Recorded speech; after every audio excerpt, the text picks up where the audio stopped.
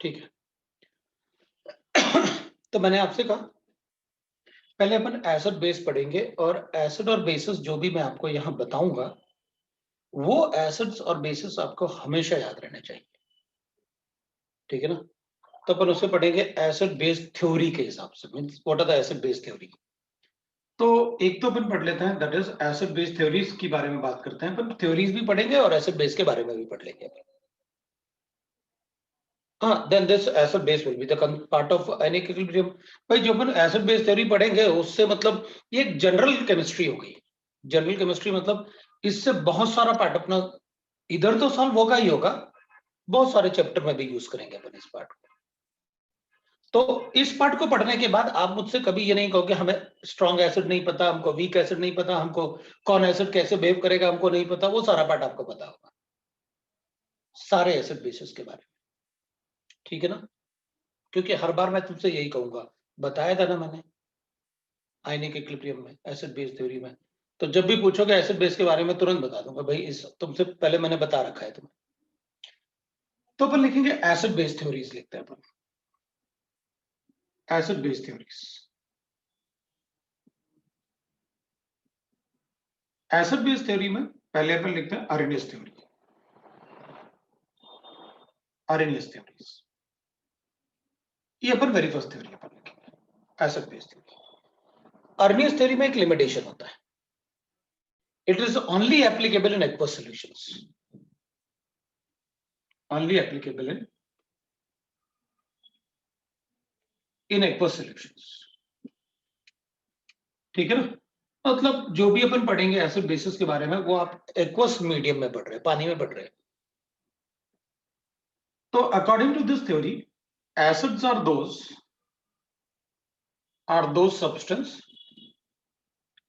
substance which gives H plus ion in water,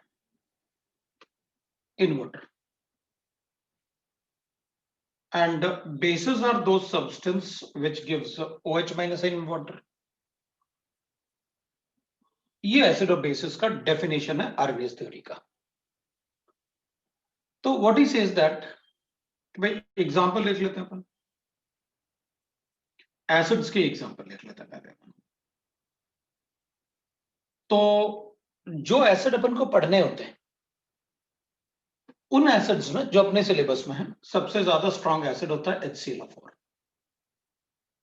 फिर अपन बोलते हैं HI, HBr, H2SO4, HCl, HNO3, H3O positive.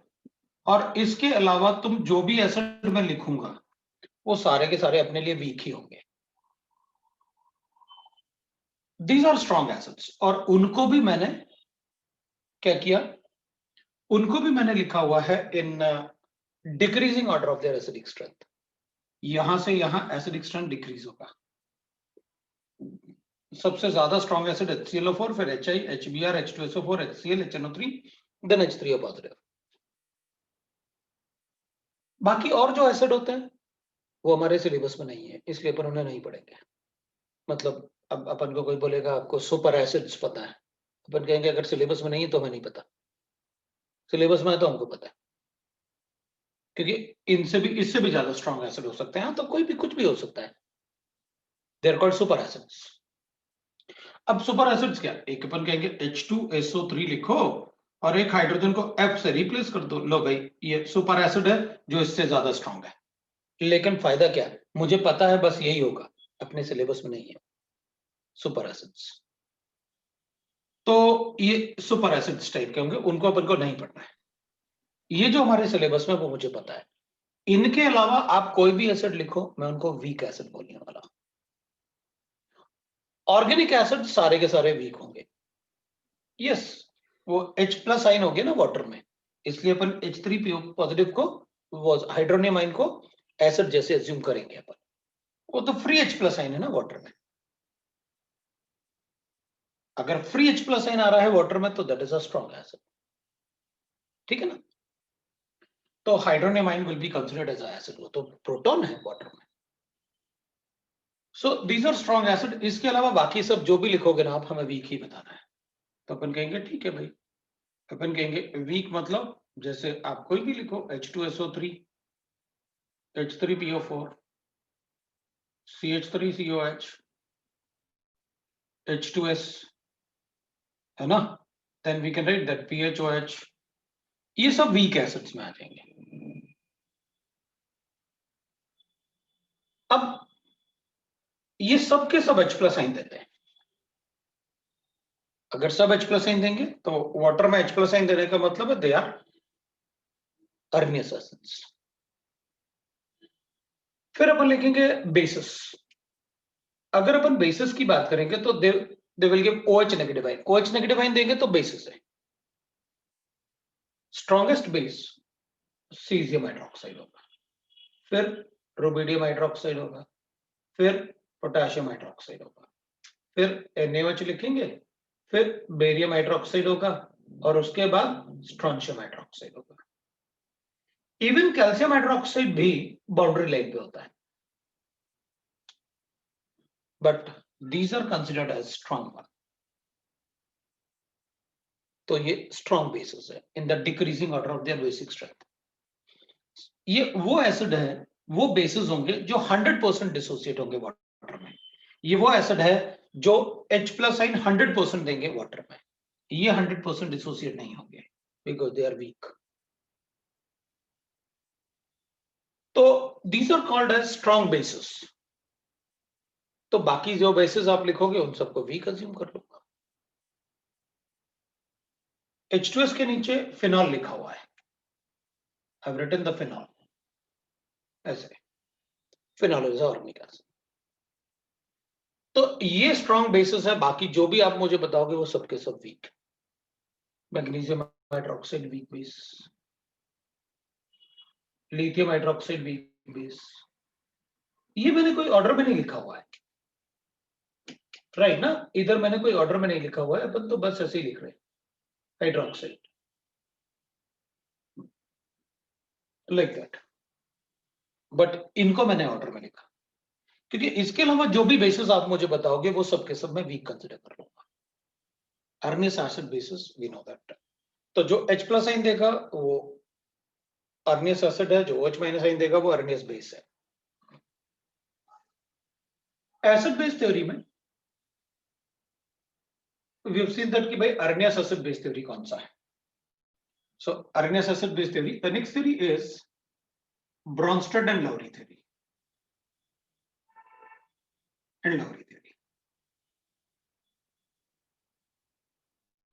इस theory में वो कहते हैं Bronsted and Lowry, it is also called proton theory. It is also called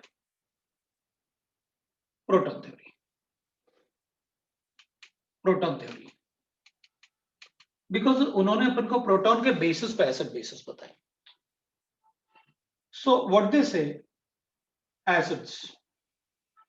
acids are those substances which donate proton in water, right? So acids are those substances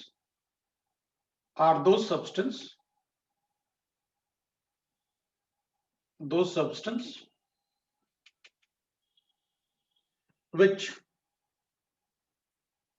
gives H+ ion। इसमें solvent का कोई limitation नहीं है, आप solvent कुछ भी ले सकते हो।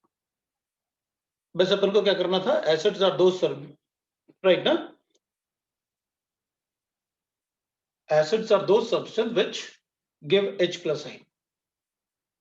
अब क्या हुआ, न्यूट्रल को पर्टिकुलरली एसिड नहीं बोलेंगे, मतलब कौन सा न्यूट्रल, कौन सा न्यूट्रल बताओ। न्यूट्रल मतलब वाटर को एसिड बोलना है, पता नहीं, अभी थ्योरी खत्म तो होने दो, पहले सारे थ्योरीज को खत्म होने दो, उसके बाद फिर आपको जो भी डाउट्स हैं आप पूछ लेना, है ना। अब अभी तो थ्योरी शुरू किया अपन ने, मैंने कहा था थ्योरी खत्म होने के बाद आपको कोई डाउट नहीं होगा, थ्योरी पढ़ने तो ठीक है ना। तो अपन कहेंगे acids are those substance which give H+ ion। Solvent का कोई लिमिटेशन नहीं। And bases are those substance which accept H+I। मतलब अब क्या हुआ, आपने एसिड को H+I से बताया और एसिड को भी, बेस को भी H+I से बताया। That's why you called it as a proton theory, because H+I is a proton. मतलब I can say that from here all Arrhenius acids are also Bronsted acid.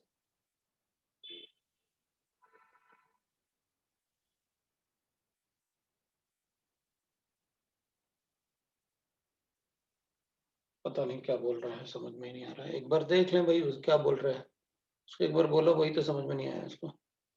नहीं सर, जो acid और base दोनों हो तो अगर क्वेश्चन में पूछा है तो कौन सा एसिड, तुम चिंता क्यों कर रहे हो, हम तो उससे बहुत कुछ बोलेंगे। बोल तो रहा हूं कि पहले आप आराम करो, आराम से देख लो क्या बोल रहा हूं, आप तो सीखो बस कि मैं क्या बता रहा हूं, है ना। बाकी तुमको जो बोलना है वो बाद में बता देना तुम मुझे, है ना। अभी तो बहुत कुछ है, ये तो शुरुआत ही है, इतना ही आता है तुमको, इससे आगे नहीं आता, राइट ना। इससे आगे भी तुमको ये ऑर्डर नहीं पता होंगे, इतना तो पता होगा तुमको 10th क्लास में। तो ये तो शुरुआत है, अभी तो बहुत कुछ है, देखते जाओ। तो आप पहले पढ़ लो, उसके बाद आपको लगे कि नहीं अब ये, वरना मैं सीधा आयनिक इक्विलिब्रियम शुरू कर लेता ना, मैं अपने 2 क्लास क्यों वेस्ट करता इसमें, है ना। वेस्ट ही है मेरे लिए तो, वरना सीधा आयनिक इक्विलिब्रियम शुरू करता ना, है ना। तुमको तो पता भी नहीं चलता कि सर ने ये पढ़ा ही नहीं हमको। तो लेकिन अगर अपन को सीखना है तो बहुत कुछ पढ़ना होगा, तो आराम से पढ़ते हैं, पहले सीखो, देखो क्या करने वाला हूं मैं, फिर क्योंकि उसके बाद मुझे ही पढ़ाने में मजा आएगा ना। वरना तुम कहोगे हमें तो पता ही नहीं एसिड बेस होते क्या, करें क्या हम, फिर आयनिक कैसे पढ़े। तो अपन पढ़ेंगे ना, क्यों चिंता कर रहे हैं, अभी देखते जाओ, है ना। तो अपन क्या करेंगे, अपन कहेंगे देखो भाई, ये भी H+I देते थे, ये भी H+I, इसमें तो सॉल्वेंट का भी कोई लिमिटेशन नहीं है। तो अपन क्या करेंगे, all Arrhenius acids are Bronsted and Lowry acid also. All Arrhenius acids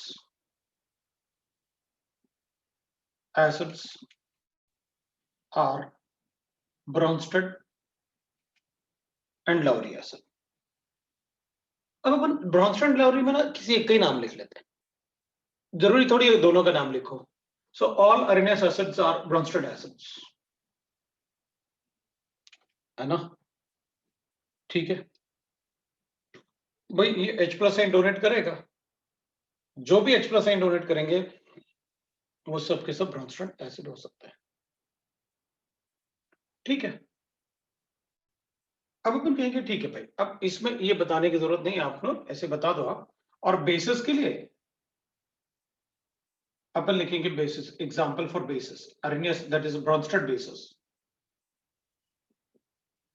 Brønsted bases में अपन क्या करेंगे, अपन लिखेंगे भाई Bronsted bases is like that, will write that है Bronsted bases, all anions are Bronsted basis.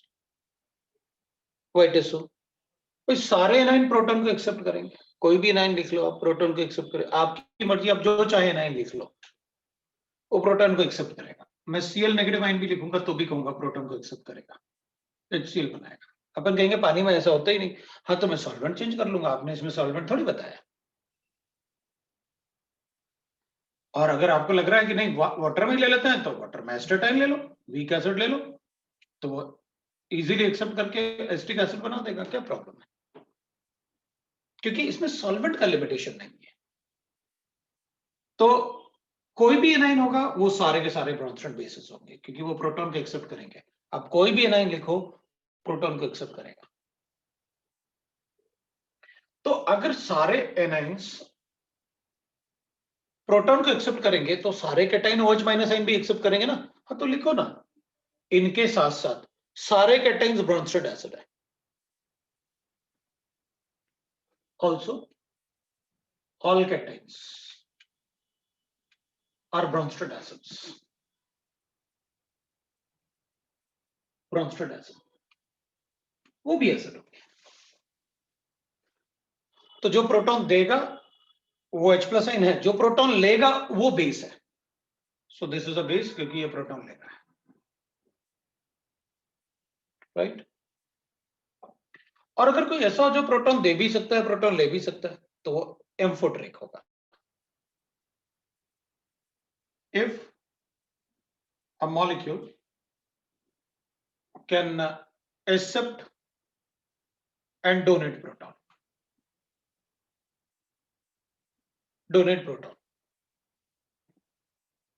proton, then it is called amphoteric. Then it is called amphoteric. Amphoteric. Amphoteric वो होते हैं which act as acid when treated with base, when reacted with base, है ना? And they can act as base. They can act as base when treated with acids. Act as base when treated with acids. Treated with acids. तो अपन ऐसे बोल सकते हैं, है ना? जैसे अपन लिखेंगे, राइट, अपने पास एम्फोटेरिक बॉन्ड यूज किया अपन ने। तो अगर आप मेरे पास ऐसे गिवन है BeOH होल ट्वाइस, मैं इसको HCl से रिएक्ट करता हूं तो it will form BeCl2 plus H2। अगर मैं इसको BeOH होल ट्वाइस को अगर NaOH से रिएक्ट करूंगा तो अपन कहेंगे सोडियम बेराइलेट बनाएगा, Na2BeO2 प्लस H2 बनाएगा। Will get like this, sodium beryllate. ऐसे बना देंगे, ये लो भाई बन गया। मतलब जो एसिड से भी, मतलब ऐसा एम्फोटेरिक अपन उसको बोलते हैं। और water is example of amphoteric. Water HCl से भी रिएक्ट करेगा, वाटर NaOH से भी रिएक्ट करेगा, वो भी लिखेंगे अपन। लेकिन अपन ने एम्फोटेरिक ऑक्साइड तो पढ़े हुए हैं। तो amphoteric nature of beryllium hydroxide, amphoteric oxide आपने पढ़े हुए हैं, उनका वाटर में एम्फोटेरिक हाइड्रोक्साइड बनेंगे। This is amphoteric in nature. Amphoteric वो होते हैं जो एसिड से भी रिएक्ट करेंगे और बेस से भी रिएक्ट करेंगे। जब अपन उसे एसिड से रिएक्ट करेंगे तो वो बेस जैसे बिहेव करेंगे, जब अपन उन्हें बेस से रिएक्ट करेंगे तो वो खुद एसिड जैसे बिहेव करेंगे। चलो भाई बता दो कैसे। तो अपन कहेंगे देखो, एसिड ये इसलिए बिकॉज उसने H+ आयन डोनेट किया और इसने H+ आयन एक्सेप्ट किया, तभी तो H+ आयन लेके वाटर बना वहां पर, देख लो। और यहां पर इसने, अगर अपन चेक करेंगे BeO2 है ना, तो इधर NaOH था, इसने OH दिया और इसने प्रोटॉन दिया तो बना H2। तो इसने प्रोटॉन डोनेट किया, इसके BeO2 बच गया, 2 प्रोटॉन दिए इसने, तो अपन को ट्वाइस ऑफ H2 बना, which act as a acid when treated with the base, which act as a base when treated with the acid. That is called amphoteric. Amphoteric oxide मैंने periodic table में भी बताया आपको, बहुत सारा अपन ने bonding में भी डिस्कस किया एम्फोटेरिक ऑक्साइड वगैरह, बहुत सारा डिस्कस किया अपन ने, ठीक है ना। तो अपन को पता है कि भाई कैसे अपन को एम्फोटेरिक बताना है, वो देख लिया अपन ने, ठीक है। एग्जांपल के लिए अपन लिख लेते हैं, वाटर मॉलिक्यूल है, इट्स एम्फोटेरिक। बेरिलियम ऑक्साइड है, जिंक ऑक्साइड है, बहुत सारे एम्फोटेरिक में एक्सेट्रा लिख देता हूं, Al2O3, SnO2, SnO, PbO2, PbO, right ना, बहुत सारा एम्फोटेरिक लिखा अपन। सो वी गॉट दैट कि भाई एम्फोटेरिक का मतलब क्या है। अब एक और वर्ड होता है, जैसे एम्फोटेरिक होता है वैसे एक वर्ड होता है दैट इज कॉल्ड एम्फोप्रोटिक। एम्फोप्रोटिक, तो अपन को दोनों में ना कंफ्यूज नहीं होना चाहिए। एम्फोप्रोटिक का मतलब होगा जो प्रोटॉन दे भी सकता है और प्रोटॉन ले भी सकता है, that is called एम्फोप्रोटिक।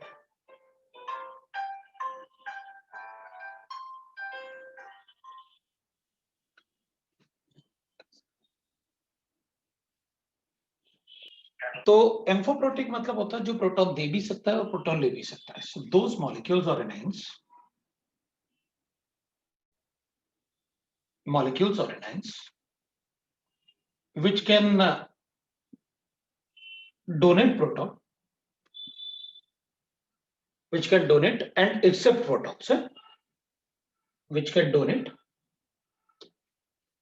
as well as accept protons.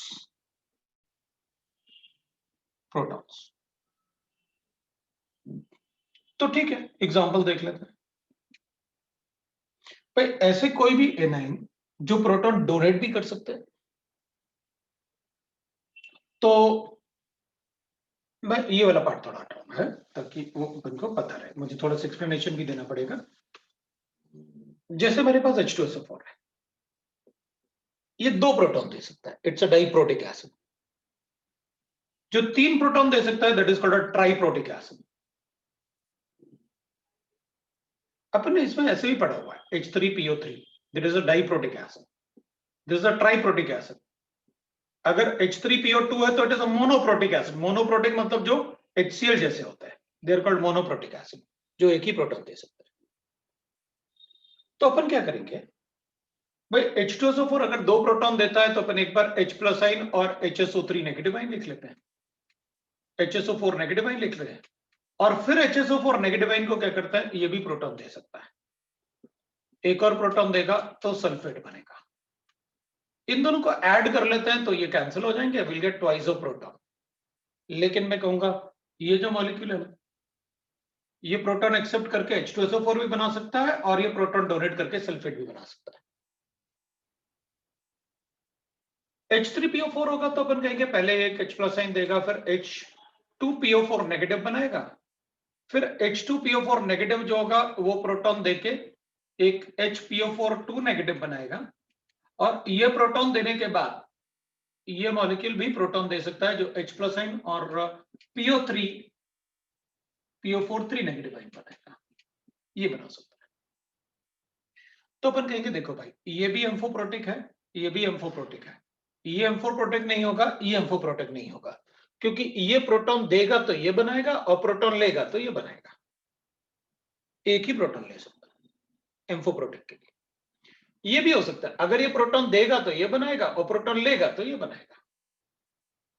तो ऐसा कोई भी एनाइन जो प्रोटॉन दे भी सकता है और प्रोटॉन ले भी सकता है, अपन उसको एम्फोप्रोटिक बोलते हैं।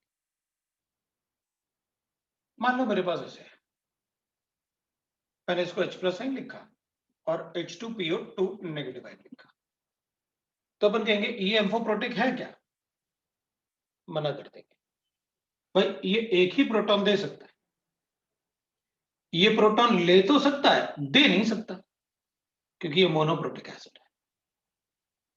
क्योंकि इसमें पहले मैंने आपको बताया कि इसका जो स्ट्रक्चर है उसमें फास्फोरस से 2 हाइड्रोजन एटम फास्फोरस से कोवेलेंटली बॉन्डेड होते हैं डायरेक्टली, वो एक ही प्रोटॉन दे सकता है जो OH से अटैच्ड हो, जो ऑक्सीजन से अटैच्ड हो। तो ऐसा लिखा होगा तो इसको अपन एम्फोप्रोटिक नहीं बोल सकते, क्योंकि ये प्रोटॉन दे ही नहीं सकता, ये प्रोटॉन सिर्फ ले सकता है, तो फिर वो एम्फोप्रोटिक नहीं। मुझे वो चाहिए जो एम्फोप्रोटॉन दे भी सकता हो और प्रोटॉन ले भी सकता हो, then I will call it as a amphiprotic. तो मैं कहूंगा ठीक है भाई, HSO4 नेगेटिव तो बोल सकता हूं ना, हाँ बोलो कोई प्रॉब्लम नहीं, ये प्रोटॉन दे भी सकता है प्रोटॉन ले भी सकता है। H2PO4 नेगेटिव तो बोल सकता हूं ना, बिल्कुल बोलो, आप H3PO4 को लिखोगे नेगेटिव, प्रोटॉन लेगा तो H3PO4 बनाएगा, प्रोटॉन दे, तभी तो आप इसको लिखो एम्फोप्रोटिक। प्रोटिक मतलब व्हाट, जो प्रोटॉन दे दे और प्रोटॉन ले ले। एम्फोप्रोटिक, प्रोटिक और प्रोटॉन में बहुत डिफरेंस है। एम्फोटेरिक का मतलब हो गया कि जो एसिड बेस जैसे बिहेव करे, एम्फोप्रोटिक का मतलब जो प्रोटॉन दे भी सकता हो प्रोटॉन ले भी सकता हो, दैट इज एम्फोप्रोटिक। तो अपन यहां पर लिखेंगे भाई, इसको लिख सकते हैं अपन HPO4 नेगेटिव, H2PO4 नेगेटिव, मैं इसकी बात कर रहा हूं। ये प्रोटॉन देगा तो H प्लस साइन और H2PO3 माइनस बनेगा। ये एक और प्रोटॉन दे सकता है क्योंकि ये डाइप्रोटिक है, तो ये अगर एक और प्रोटॉन देगा तो बनेगा HPO3 2 negative plus H plus sign. अब ये प्रोटॉन नहीं दे सकता, तो ये तो हो सकता है एम्फोप्रोटिक, क्योंकि ये प्रोटॉन लेगा तो ये बनाएगा और देगा तो ये बनाएगा, ये फर्दर नहीं दे सकता क्योंकि ये डाइप्रोटिक है। और डाइप्रोटिक क्यों है, मैंने आपको बॉन्डिंग में बताया था। तो वो डाइप्रोटिक अपन बता सकते हैं, राइट।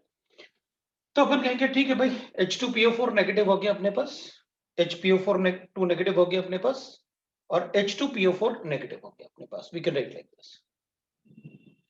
समझ में आया? यस। तो अपन बता सकते हैं। तो हमको समझ में आ गया भाई एम्फोप्रोटिक क्या है और एम्फोप्रोटिक क्या है। तो एम्फोप्रोटिक अपन बता सकते हैं वो प्रोटॉन दे भी सकता है, प्रोटॉन ले भी सकता है, तो अपन बता सकते हैं वो एम्फोप्रोटिक होगा। ठीक है। So we got that what is amphiprotic and amphoteric, दोनों में डिफरेंस पता चला। ठीक है, अब will write that point number E. They have given the concept of to find out the nature of, एक और पहले सेंटेंस लिखेंगे फिर अपन और पढ़ेंगे। To find out the nature of any substance, find the nature of any substance, any substance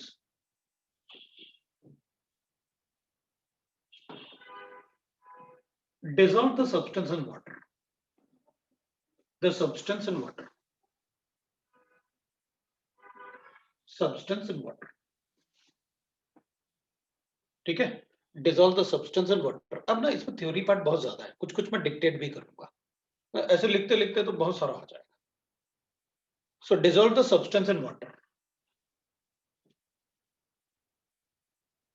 dissolve the substance in water,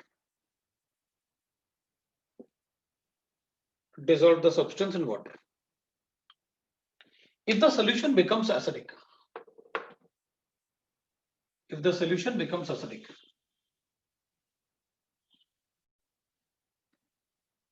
if the solution becomes acidic, then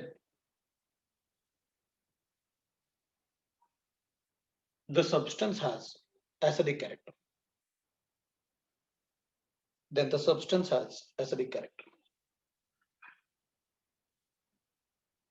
then the substance have acidic character।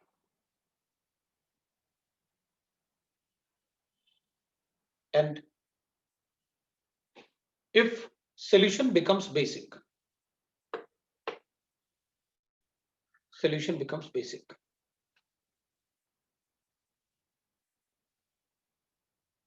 then substance has basic character।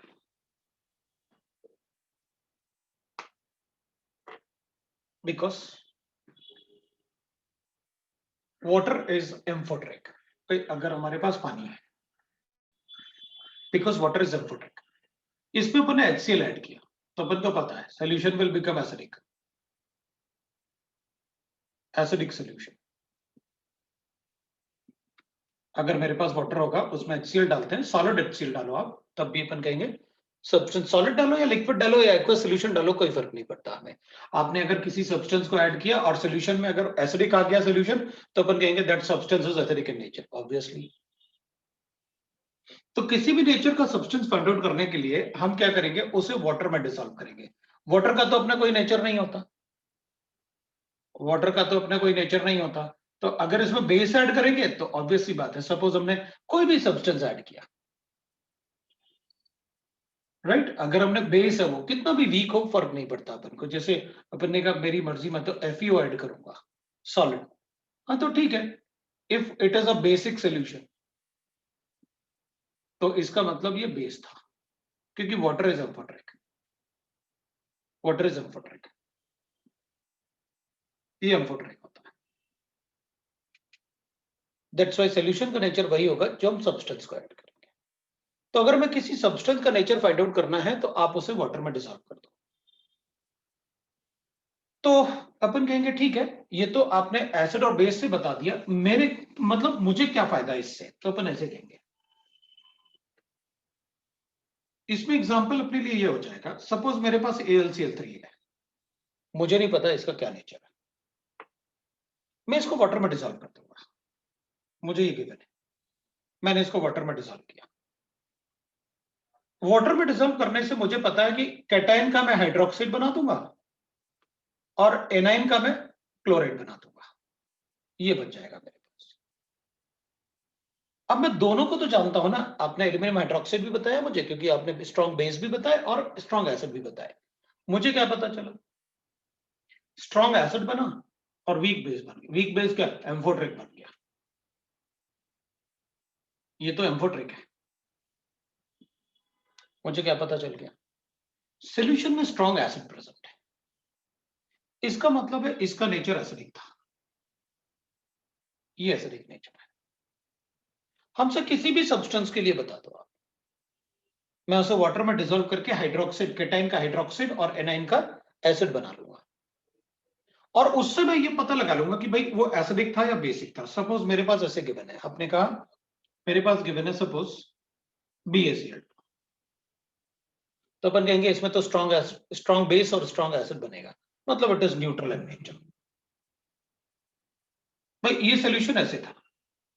लेकिन अब अगर मैं water add करता हूं BaCl2 को, तो अपन को पता है, आपको पहले से पता है कि दोनों ही स्ट्रॉन्ग है, ये भी स्ट्रॉन्ग है, ये भी स्ट्रॉन्ग है।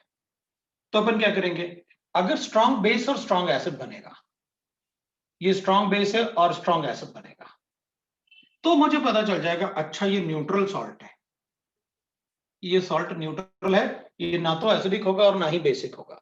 मुझे कैसे पता चलेगा, आपको पता है ना कि स्ट्रॉन्ग बेस और स्ट्रॉन्ग एसिड कौन से होते हैं। बताने का रीजन यही तो है कि मुझे कैसे पता चलेगा। इसका मतलब है एक्वस सॉल्यूशन ऑफ AlCl3 का pH 7 से कम होगा, एसिडिक होगा, लेकिन एक्वस सॉल्यूशन ऑफ BaCl2 का pH 7 होगा। ओनली दो salt have pH is equal to 7 जो स्ट्रॉन्ग एसिड और स्ट्रॉन्ग बेस से बने होते हैं। सभी सॉल्ट का pH 7 नहीं होता, सिर्फ उन्हीं सॉल्ट का pH 7 हो सकता है जो स्ट्रॉन्ग एसिड और स्ट्रॉन्ग बेस से बने हो। तो मुझे पता कैसे चलेगा कि भाई सॉल्ट एसिडिक है या बेसिक है, ये वही तो बता रहा हूं मैं आपको। आप किसी भी कंपाउंड को डिसॉल्व कर लो पानी में, अगर दोनों स्ट्रॉन्ग एसिड और स्ट्रॉन्ग बेस, आपको पता है कौन से स्ट्रॉन्ग एसिड और कौन सा स्ट्रॉन्ग बेस होता है। मान लो मेरी मर्जी, मैं कहूंगा मैंने ये ऐड किया, मेरे पास मैग्नीशियम नाइट्रेट था होल ट्वाइस, ठीक है, ये एसिडिक है या बेसिक है, पानी में डाल दो। पानी में डाला तो what I got is magnesium hydroxide बना और HNO3 बन गया। अपन क्या कहेंगे, strong acid and weak base. ठीक है भाई, एसिडिक सॉल्ट था ये, इसका pH 7 से कम होना चाहिए।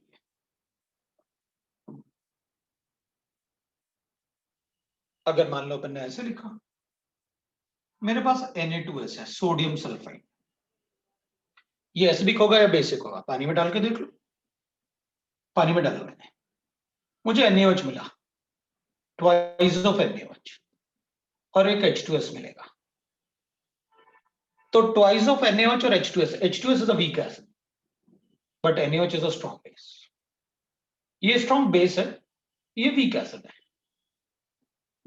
इसका मतलब है ये बेसिक सॉल्ट था। मुझे पता चल गया ये बेसिक सॉल्ट है।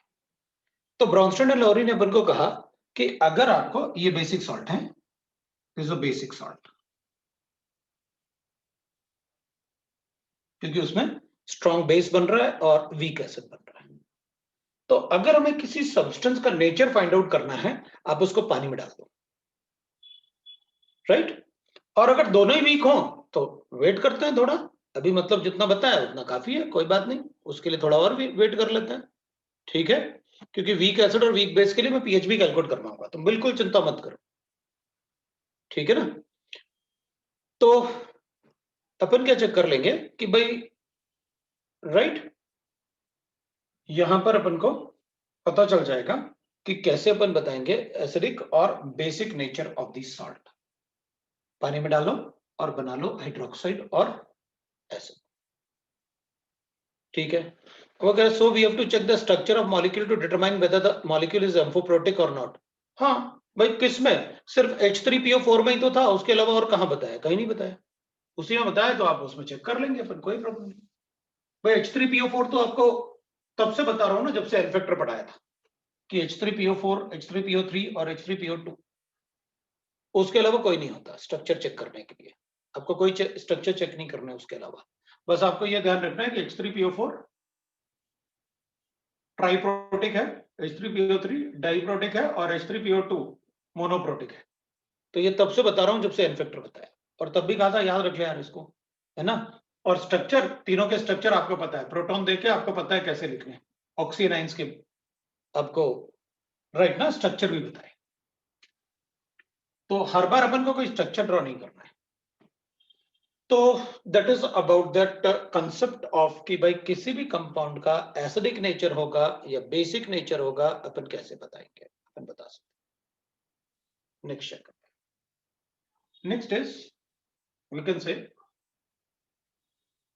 नेक्स्ट पॉइंट है, एक तो अपन को नेचर पता चलेगा, कैसे बताते हैं अपन कि कौन सा स्ट्रॉन्ग एसिड है, राइट, कौन सा वीक एसिड है, वो आपको मैंने बता रखे हैं। स्ट्रॉन्ग एसिड, स्ट्रॉन्ग बेस आपको बता रखे हैं। उससे अपन को पता चल जाएगा कि अगर न्यूट्रल सॉल्ट है तो ही pH 7 होगा, ऐसे नहीं सभी सॉल्ट का pH 7 हो जाता है। चलो आगे देखते हैं। They have given the concept of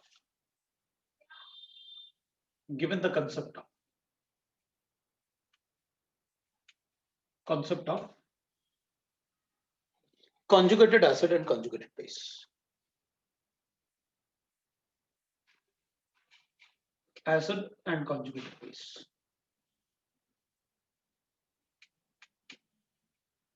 So they have given the concept of conjugated acid and conjugated base.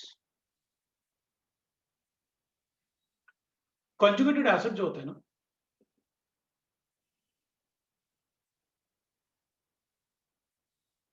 is a cationic part of base.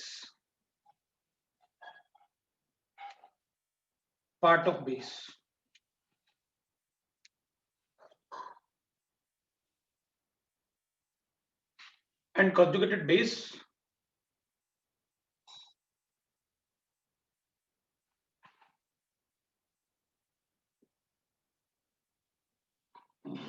is anionic part of acid.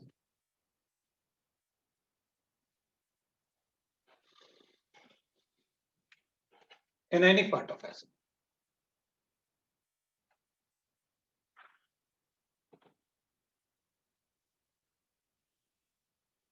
Anionic part of acid.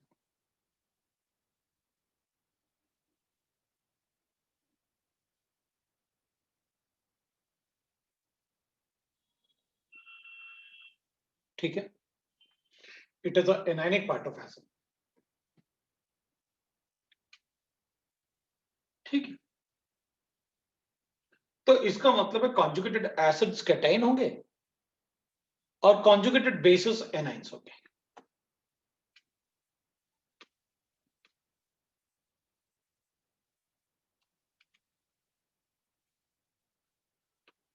ठीक है,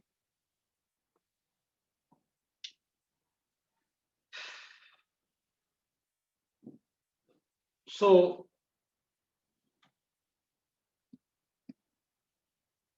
ठीक है, तो लिखेंगे reaction में तो तभी बताऊंगा, ज्यादा वर्ड्स में लिखने से भी गड़बड़ होता है, तो सेंटेंस कोई कुछ समझता है कोई कुछ समझता है।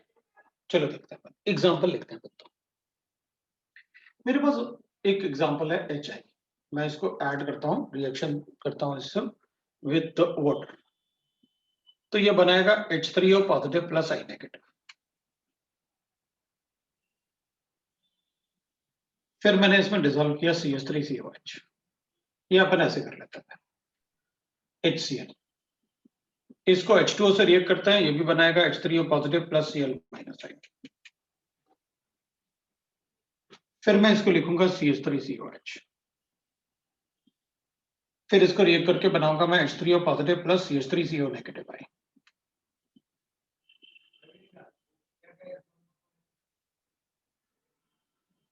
फिर अपन क्या करेंगे, अपन लिखेंगे दैट इज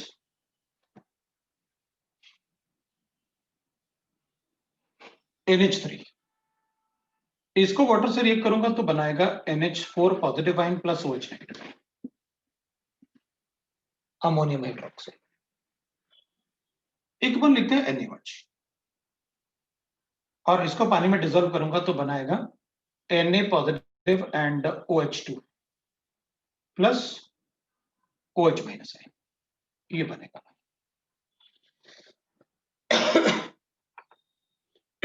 अब देखो, अगर ये रिएक्शन हुआ ना तो उसमें ब्रॉन्स्टन लाउरी के रिएक्शंस भी हुआ। वाटर तो इम्पोर्टेंट होता है, वाटर का अपना कोई नेचर नहीं होता। इसने प्रोटॉन दिया, इसने प्रोटॉन लिया, ये एसिड है, ये बेस है।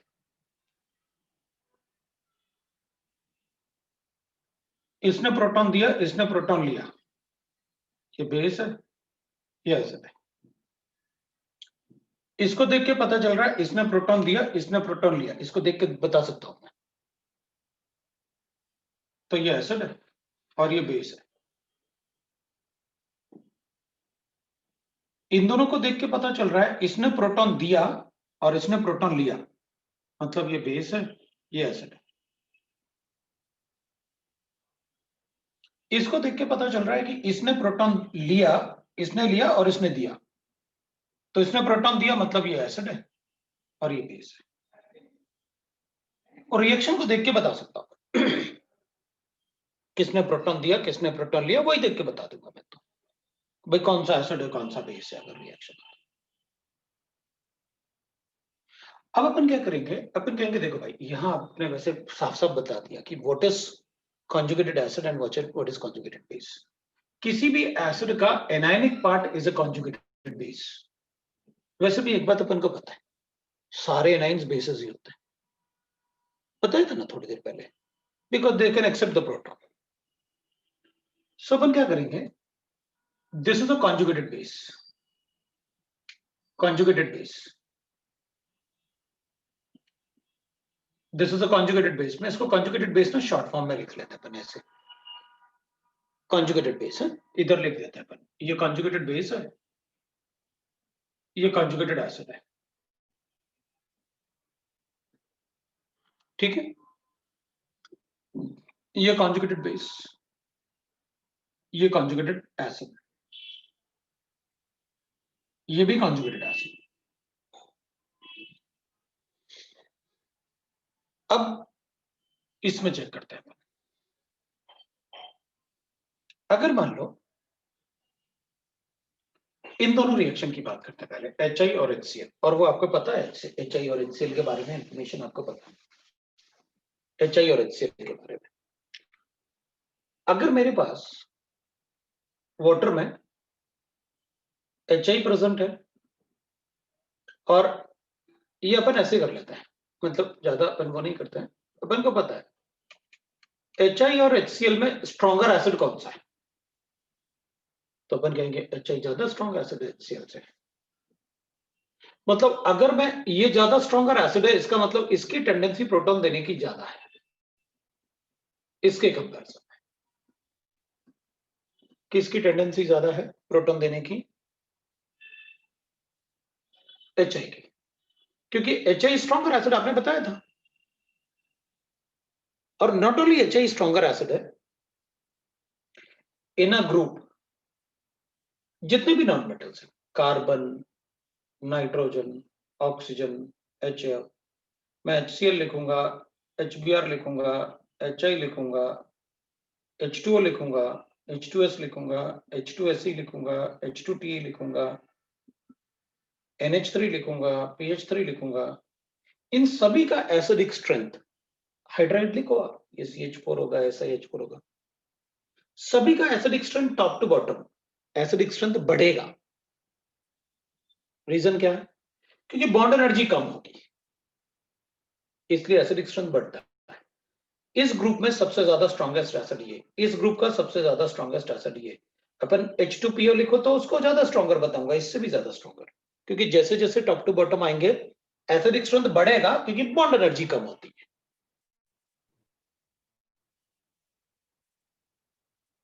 राइट, तो बॉन्ड एनर्जी कम होगी।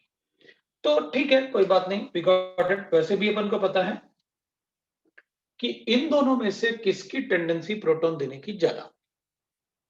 तो अगर मान लो I नेगेटिव और Cl नेगेटिव को प्रोटॉन दिखाया जाए, तो किसकी टेंडेंसी प्रोटॉन लेने की ज्यादा होगी, तो अपन कहेंगे Cl नेगेटिव की। वो क्यों, क्योंकि HI का तो प्रोटॉन देने का टेंडेंसी ज्यादा है, अगर इसका प्रोटॉन देने का टेंडेंसी ज्यादा है तो ये कन्वर्ट होने का टेंडेंसी है H+ आइन और I नेगेटिव आइन में, तो ये प्रोटॉन लेगा क्यों? इसकी टेंडेंसी प्रोटॉन देने की कम है इसके कंपैरिजन में। इसका मतलब है Cl का टेंडेंसी प्रोटॉन होल्ड करके रखने का टेंडेंसी ज्यादा है इसके कंपैरिजन में। तो Cl का प्रोटॉन को होल्ड करके टेंडेंसी ज्यादा है, Cl का प्रोटॉन को होल्ड करके रखने का टेंडेंसी ज्यादा है I के कंपैरिजन में। इसका मतलब है कि अगर I नेगेटिव और Cl नेगेटिव को प्रोटॉन दिखाया जाए तो जल्दी कौन ले लेगा प्रोटॉन? जिसकी प्रोटॉन रखने की टेंडेंसी ज्यादा हो, Cl की। जो ज्यादा टेंडेंसी होगा ना जिसका प्रोटॉन लेने का, वो स्ट्रॉन्गर बेस होगा इसके कंपेयर। रिलेटिव देख रहे अपन है, ये स्ट्रॉन्गर बेस होगा than this. Why it is so? क्योंकि इसकी प्रोटॉन लेने की टेंडेंसी ज्यादा है, तो ये स्ट्रॉन्गर बेस है। भाई बेसिक स्ट्रेंथ कैसे कैलकुलेट करते हैं अपन? अपन को ऐसे थोड़ी कैलकुलेट करते हैं कि अच्छा बताओ NaOH ज्यादा स्ट्रॉन्ग बेस है या मैग्नीशियम हाइड्रोक्साइड ज्यादा स्ट्रॉन्ग बेस है? बताओ भाई, तो क्या बोलेंगे अपन? मैग्नीशियम हाइड्रोक्साइड, वो तो 2 OH दे सकता है ना। तो अपन कहेंगे नहीं नहीं, ऐसे थोड़ी होता है, NaOH स्ट्रॉन्गर बेस होता है। व्हाई इट इज सो? ये तो 2 OH देता है, ये तो एक ही देगा। अरे भाई बेसिक स्ट्रेंथ का मतलब है tendency to give OH negative ion. किसकी टेंडेंसी OH देने की ज्यादा है, जल्दी OH देगा। ये तो कोवेलेंट है, ये तो आपने स्ट्रॉन्ग बेस में भी नहीं लिखा था मैग्नीशियम हाइड्रोक्साइड। आप कैल्शियम हाइड्रोक्साइड को भी बोल रहे थे बाउंड्री लाइन पे, इसको मैं वीक भी बोल सकता हूं, स्ट्रॉन्ग भी बोल सकता हूं, लेकिन मैग्नीशियम तो 100% वीक है। तो ज्यादा ओ अगर ज्यादा H+ OH देने से अगर स्ट्रॉन्ग बेस होता तो मैं इसको स्ट्रॉन्गर एसिड में लिखता, ये तो 3 OH देगा, 3 H+ आइन देगा। ऐसे थोड़ी होता है मतलब कि ज्यादा H+ आइन देगा तो स्ट्रॉन्गर एसिड है, नहीं नहीं, जो जल्दी H+ आइन देगा सबसे जल्दी, वो स्ट्रॉन्गर एसिड। तो अपन कहेंगे ठीक है भाई, इधर चेक करते हैं। इसका डिसोसिएट होने का टेंडेंसी ज्यादा है, मतलब I नेगेटिव में कन्वर्ट करने का टेंडेंसी ज्यादा है इससे। इसका मतलब है I का H+ आइन को होल्ड रखने का टेंडेंसी कम है Cl के कंपैरिजन में। मतलब Cl H+ आइन ज्यादा अच्छे से होल्ड कर सकता है I नेगेटिव के कंपैरिजन में। तो Cl और I को अगर H+ आइन दिखाए जाए तो ज्यादा इजीली कौन शो करेगा कि कौन H+ आइन लेने की कोशिश करेगा? Cl- आइन। ठीक है भाई, तो इसका मतलब है इन दोनों में से अगर मुझे बताना है तो मैं ये बता सकता हूं कि ये स्ट्रॉन्गर बेस है इसके कंपैरिजन में। सो बेस के लिए आपने अब तक ये पढ़ा कि Cl नेगेटिव I नेगेटिव से अच्छा बेस है। चलो एक और डिस्कस करते हैं। अब मेरे पास आपने कहा कि ठीक है मेरे पास ये था, अब मैं इसकी भी बात करता हूं। अपन क्या करेंगे, मेरे पास CH3CO नेगेटिव है, इधर लिख लेते हैं CH3CO नेगेटिव, H है, और ये प्रोटॉन देगा तो CH3CO नेगेटिव और प्रोटॉन बनेगा H+ आइन, ये बनेगा भाई, H+ आइन बनेगा। तो अपन क्या कहेंगे, अपन कहेंगे देखो ये H+ आइन देने की टेंडेंसी इसकी देख लेते हैं। अब ये तो वीक एसिड था, अगर इन तीनों में कंपेयर करें तो ये प्रोटॉन बिल्कुल नहीं देना चाहता। वीक का मतलब यही है ना, प्रोटॉन नहीं देगा, मतलब ये अपने पास ही प्रोटॉन को रखना चाहता है, वो डिसोसिएट नहीं होना चाहता, तभी तो वीक है, उसकी टेंडेंसी नहीं है प्रोटॉन देने की। तो फिर अगर उसके एनायन को प्रोटॉन दिखाया जाए तो वो जल्दी से ये बना देगा। वो क्यों? क्योंकि वो बिल्कुल प्रोटॉन नहीं देना चाहता था, वो ऐसे ही रहना चाहता था। तो अगर आप उसका एनायन बना लो, उसका एनायन बना लो और आप कहो कि इसको प्रोटॉन दिखाते हैं, तो वो जल्दी से ले लेगा प्रोटॉन। क्यों ले लेगा भाई? क्योंकि वो तो पहले नहीं देना चाहता था प्रोटॉन, वो तो पहले नहीं देना चाहता था प्रोटॉन, हमने तो उससे जबरदस्ती दिलाया था प्रोटॉन। भाई तो इसको दिखाएंगे तो क्या करेगा वो? अपन कहेंगे ये तो जल्दी से प्रोटॉन ले लेगा। अच्छा इसको अपन दूसरे तरीके से भी देख सकते हैं, कैसे? लेकिन मैं आपको थोड़ा सा स्ट्रेंथ बताना चाहता था, बाकी तो और भी है अपने पास। इसका के का मतलब है एसिड के लिए इक्विलिब्रियम कांस्टेंट, जैसे केसी लिखते हैं ना कंसंट्रेशन प्रेशर, केपी लिखते हैं प्रेशर, तो के मतलब एसिड के लिए इक्विलिब्रियम कांस्टेंट। मैं केबी भी लिखूंगा बेस के लिए इक्विलिब्रियम कांस्टेंट। तो अपन क्या करेंगे, के ए अगर मुझे गिवन है, इसका के ए जो होता है, अब जो वैल्यूज अपन यूज करेंगे ना, वो वैल्यूज एग्जैक्ट यूज होंगे। मतलब अगर किसी का के इक्विलिब्रियम केसी का वैल्यू 1.8 इंटू 10 की पावर -5 है, तो अपन इस वाले पार्ट को छोड़ देंगे, ये वाला पार्ट अपन एग्जैक्ट यूज करेंगे सभी जगह। मतलब पूरे आयनिक इक्विलिब्रियम में अगर मैं कहीं इक्विलिब्रियम कांस्टेंट का वैल्यू लिखूंगा, तो वो किसी भी एसिड या बेस के लिए फिक्स होता है, इसलिए अपन उसे फिक्स ही लिखेंगे फिर। तो इसका के ए होता है 10 की पावर -5, जबकि इसका के ए होता है 10 की पावर 10, और इसका के ए होता है 10 की पावर 7। हम सबको ये बात पता है कि अगर मुझे किसी का के इक्विलिब्रियम गिवन है, तो मैं ये बता सकता हूं कि वो रिएक्शन फॉरवर्ड डायरेक्शन में कितना जाएगा। अगर 10 की पावर 3 होता है, तो अपन कहते हैं कि रिएक्शन कंप्लीट हो गया। ये तो 10 की पावर 10 और 10 की पावर 7 है, तभी तो अपन इनको 100% डिसोसिएशन मान रहे हैं। तो बहुत ज्यादा है, तो 100% डिसोसिएट हो जाते हैं। और इसमें ये तो के का वैल्यू 10 की पावर -3 से भी छोटा है, 10 की पावर -5 लिख रहे हो आप। और अगर किसी रिएक्शन के लिए अपन को एक बात पता है, मान लेते हैं कि अपन को ऐसे गिवन है, अब थोड़ा सा अपन ऐसे यूज कर लेते हैं।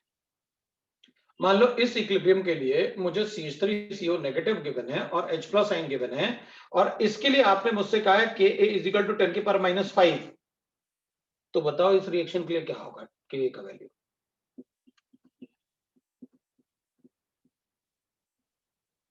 तो अपन कहेंगे अच्छा, आपने इस रिएक्शन को रिवर्स ही तो किया, तो इसका Ka हो गया 10 की पावर 5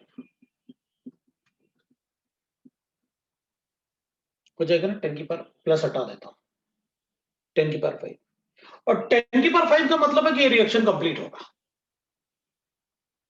अगर के इक्विलिब्रियम का वैल्यू छोटा हो, इसका मतलब रिएक्शन फॉरवर्ड नहीं जा रहा। के इक्विलिब्रियम का वैल्यू बहुत ज्यादा है, इसका मतलब रिएक्शन कंप्लीट है।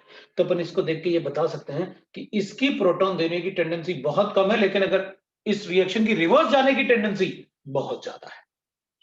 इसका मतलब अगर आपने एस्टरटाइन को प्रोटॉन दिखाया, तो ये फट से इस तरफ आ जाएगा रिएक्शन। इसकी अगर फॉरवर्ड जाने की टेंडेंसी 7 है, तो इसकी बैकवर्ड आने की टेंडेंसी 10 की पावर -7 है। मतलब वाटर में एक बार HCl डिसोसिएट हो गया, तो Cl नेगेटिव आयन वापस H+ आयन से स्टिक नहीं होने वाला। क्यों? उसकी फॉरवर्ड में रहने की टेंडेंसी बहुत ज्यादा है। अपन क्या कहेंगे, अपन ऐसे कहेंगे, वीक एसिड है तो H+ आयन नहीं देगा। मतलब अगर वीक एसिड का एनायनिक पार्ट है, तो उसका प्रोटॉन लेने का टेंडेंसी बहुत ज्यादा होगा। मतलब अगर इन तीनों एनाइन को कंपेयर किया जाए और ये बताया जाए इन सब में से स्ट्रॉन्गेस्ट बेस कौन सा होगा, तो कहूंगा सबसे ज्यादा प्रोटॉन लेने की टेंडेंसी इसकी होगी, फिर इसकी होगी, और फिर इसकी होगी। सबसे ज्यादा प्रोटॉन लेने की टेंडेंसी इसकी होगी, फिर इसकी होगी, फिर इसकी होगी। तो मैं क्या कहूंगा, ऐसे भी तो बोल सकता हूं मैं, weaker the acid stronger will be it's conjugated base. Acid का एनायनिक पार्ट उसका कॉन्जुगेटेड बेस होता है, आपने लिखा वहां पर। एसिड जितना ज्यादा वीक होगा, उसका एनायनिक पार्ट उतना ही ज्यादा स्ट्रॉन्ग बेस होगा। ये स्ट्रॉन्गेस्ट एसिड था तो वीकेस्ट बेस होगा, इसकी प्रोटॉन लेने की टेंडेंसी नहीं होगी रिलेटेड टू दिस। तो मैं एक बात लिख सकता हूं कि weaker the acid stronger will be it's conjugated base. क्यों? क्योंकि उसकी प्रोटॉन एनायन की प्रोटॉन लेने की टेंडेंसी ज्यादा है, और वीक एसिड एसिड के फॉर्म में ही रहना चाहता है, जाने नहीं चाहता आगे।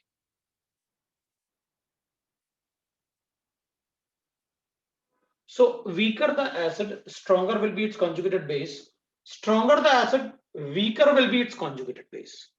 ये प्रोटॉन नहीं लेना चाहता है, इसलिए वीक बेस। तो अपन एक सेंटेंस लिख लेते हैं, weaker the acid, stronger will be its conjugated base.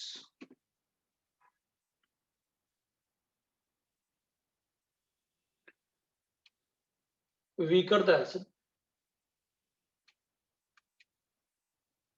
stronger will be its conjugated base.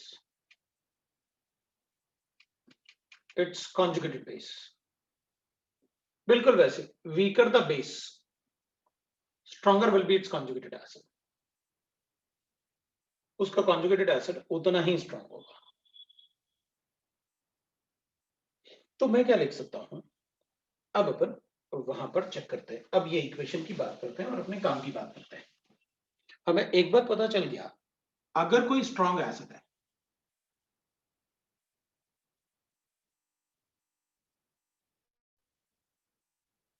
तो उसका कॉन्जुगेटेड बेस वीक होगा। अगर कोई स्ट्रॉन्ग एसिड है तो उसका कॉन्जुगेटेड बेस वीक होगा। लेकिन अगर कोई वीक एसिड है, और हमें कैसे पता कौन सा स्ट्रॉन्ग एसिड है कौन सा वीक एसिड है, बताया तो था पहले, तो वही बताया अर्नेस एसिड बेस में। अगर कोई वीक एसिड है, कोई भी स्ट्रॉन्ग एसिड हो, उसका कॉन्जुगेटेड बेस वीक बता देना। तो स्ट्रॉन्ग एसिड को हमें कैसे पता चलेगा कि कॉन्जुगेटेड बेस वीक है कि नहीं? हाँ, तो प्रोटॉन डाल के चेक करो ना कि वो एसिड क्या है। तो अपन कहेंगे अगर कोई वीक एसिड है तो उसका स्ट्रॉन्ग कॉन्जुगेटेड बेस होगा।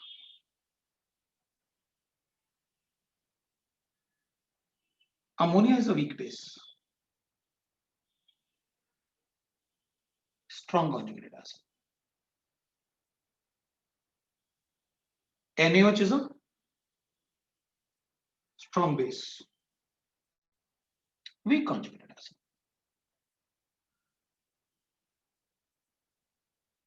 weak conjugated acid.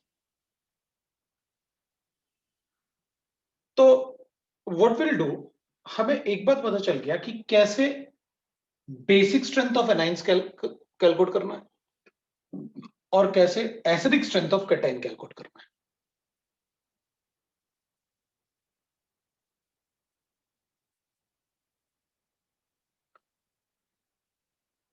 अब यहां पर हमने एक चीज देख ली कि भाई देखो, अगर ना जैसे अपन ने लिखा, अब मैं इस पार्ट को हटा रहा हूं,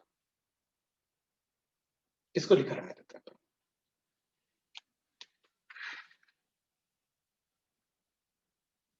अगर अपन ने कहा भाई मेरे पास ना वाटर है, इसमें मैंने Cl नेगेटिव आयन को ऐड किया,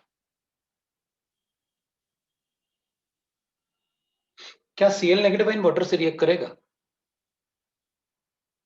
अपन कहेंगे नहीं करेगा। क्यों नहीं करेगा? क्योंकि इसकी प्रोटॉन लेने की tendency, this is a weak base, weak conjugated base, इसकी प्रोटॉन लेने की टेंडेंसी नहीं होती। अगर स्ट्रॉन्ग बेस होता तो वाटर से रिएक्ट कर जाता, अगर स्ट्रॉन्ग बेस होता तो वाटर से रिएक्ट कर जाता। अगर मेरे पास ऐसे स्ट्रॉन्ग बेस होता, कैसे, अगर मेरे पास वाटर है, इसमें मैंने एसिटेट आयन ऐड किया, हाँ तो ये वाटर से रिएक्ट कर जाएगा। क्यों? क्योंकि इसका एसिडिक एसिड के फॉर्म में रहने का टेंडेंसी बहुत ज्यादा है। ये H2O से रिएक्ट करके CH3COH बनाता और वाटर में क्या डाल देता, OH माइनस आई, और अपन प्रूफ कर देते कि देखो एसिटेट आयन ना सॉल्यूशन को बेसिक बनाएगा। रीजन, क्योंकि वो जब भी आप एसिटेट आयन को पानी में डालोगे ना तो वो क्या करेगा, वाटर से रिएक्ट करके वाटर में OH माइनस आयन जनरेट करेगा, और किसी भी सॉल्यूशन में अगर OH माइनस आयन है तो वो सॉल्यूशन बेसिक होगा।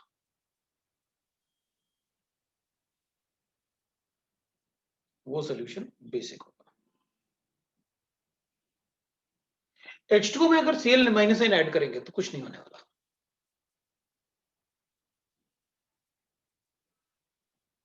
अगर आप अमोनिया को ऐड करोगे ना वाटर में, will get conjugated, strong conjugated acid and will get OH minus ion. No doubt it is a base, क्योंकि वाटर का अपना कोई नेचर होता ही नहीं। हमने तो इसको एसिड इसलिए लिखा क्योंकि ये बेस था, इसने प्रोटॉन इससे एक्सेप्ट किया, इसने प्रोटॉन डोनेट किया, मतलब ये एसिड है। अकॉर्डिंग टू ब्रोंस्टेड लवरी, जो प्रोटॉन डोनेट करेगा वो एसिड है, जो प्रोटॉन लेगा वो बेस है, जो प्रोटॉन डोनेट करेगा वो एसिड है, जो प्रोटॉन लेगा वो बेस है।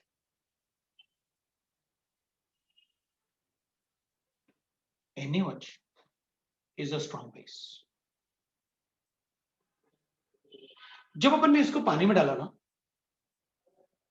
तो इसने Na पॉजिटिव बनाया और OH को किस में कन्वर्ट किया, OH2 माइनस में। पता क्या है ये? अब ये सेंटेंस से मैं बहुत सारे पार्ट को अपन एग्जाम्पल लिखेंगे। अब मैं इसको हटा रहा हूं, अब वो एग्जाम्पल लिख लेंगे अपन, क्योंकि अपने पास लिखा हुआ है weaker the acid stronger the conjugated base. मैं एग्जाम्पल के थ्रू आपको बताऊंगा कैसे करना है, क्योंकि इस पार्ट से अपन को काफी क्वेश्चन बनेंगे एग्जाम्स में भी। तो अपने पास क्या था ना, देखो अपन को ये बात पहले से पता है, Na पॉजिटिव है ना, जब वाटर में ऐड करेंगे ना तो ये वाटर से इंटरेक्ट नहीं करता, ये सिर्फ वाटर को अपनी तरफ अट्रैक्ट करता है बस। वो इसलिए क्योंकि इस पे डेल्टा नेगेटिव चार्ज है।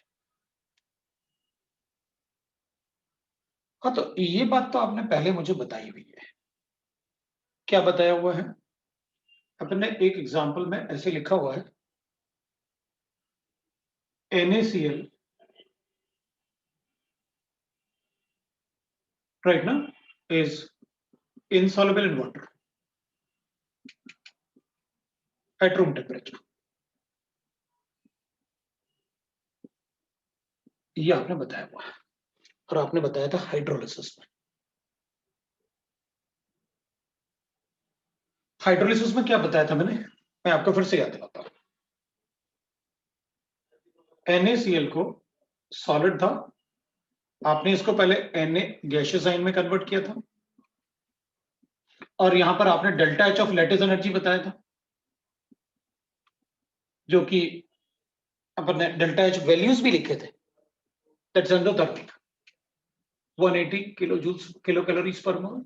और बाद में आपने कहा था Na पॉजिटिव और Cl नेगेटिव, ये गैसियस, ये जब एक्वस पानी से रिएक्ट करते हैं तो दे फॉर्म, मैं वाटर लिख देता हूं यहां पर, तो Na पॉजिटिव आइन एक्वस बनाएगा और Cl माइनस आइन भी एक्वस बनाएगा,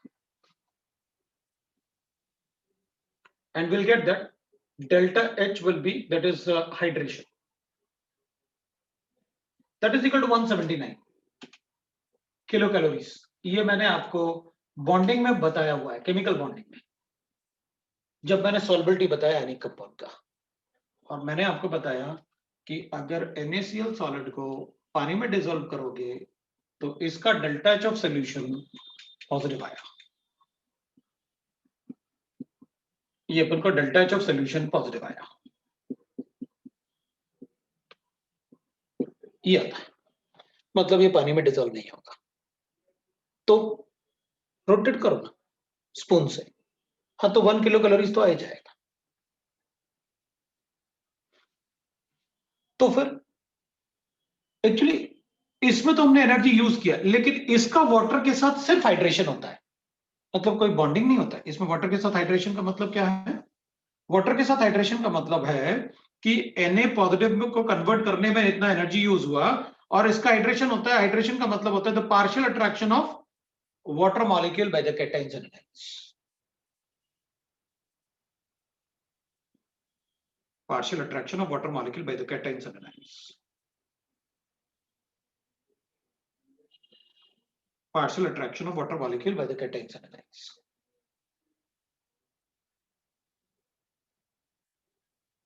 Partial attraction of water molecule by the cations and anions. That is called hydration. तो ये एक्सोथर्मिक तो था, लेकिन इतना एनर्जी लिबरेट नहीं होता कि वो इसको डोमिनेट कर जाए। उनको पता है कि delta H of solution is positive, मतलब insoluble in water, delta H of solution is negative, मतलब सॉल्युबल इन वाटर। तो यहां पर अगर आप देखोगे तो Na पॉजिटिव का क्या हो रहा है, वाटर मॉलिक्यूल से सराउंड किया मैंने, मतलब ये हाइड्रेशन दिखा रहेगा, रिएक्ट नहीं किया। जबकि यहां क्या किया, ये एस्टेटाइन से रिएक्ट किया, केमिकली बॉन्ड बना। यहाँ केमिकल बॉन्ड फॉर्मेशन नहीं है Na पॉजिटिव और वाटर के बीच में, यहाँ वाटर और एस्टेटाइन के बीच में केमिकल बॉन्ड फॉर्मेशन है। आपने OH बॉन्ड बनाया नया।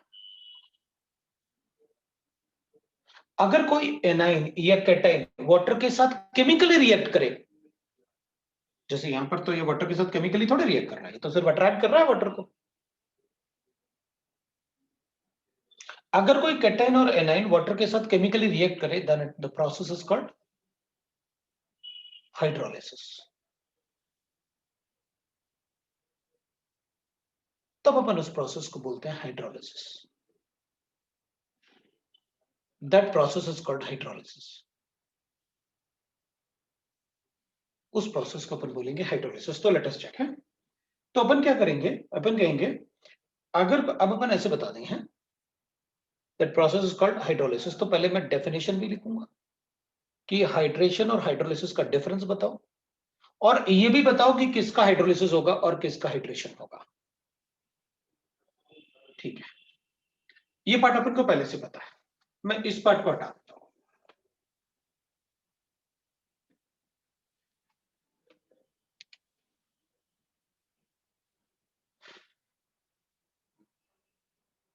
पहले तो अपन हाइड्रेशन लिख लेते हैं, फिर मैं आपको बताता हूं क्या होता है। तो हाइड्रेशन होता है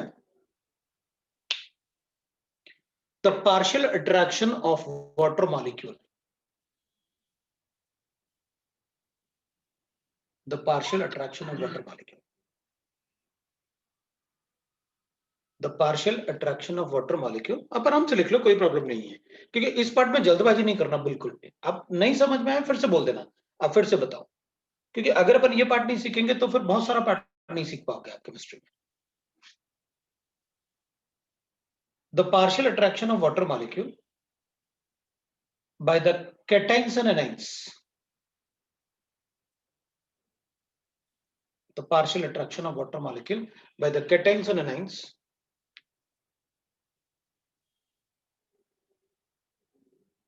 by the cations and anions, जरा ब्रैकेट में लिखो, weak conjugated acid and weak conjugated base, the partial attraction of water molecule by the cations and anions, और अपन ने ब्रैकेट में लिखा weak conjugated acid and weak conjugated base.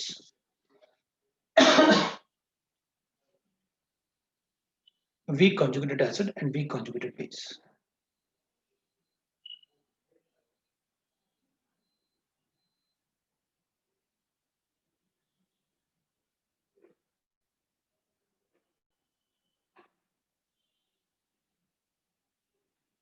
weak conjugated acid and weak conjugated base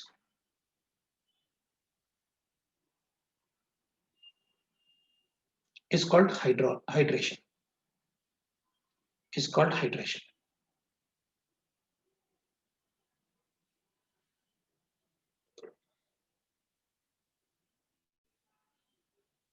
hydrolysis का definition लिख लेते हैं। Hydration के लिए आपको एग्जाम्पल काफी है आपके पास, आपने बहुत सारे एग्जाम्पल अपन ने शुरू से ही लिखते हैं। हाइड्रोलिसिस अपन लिख रहे हैं, what is hydrolysis?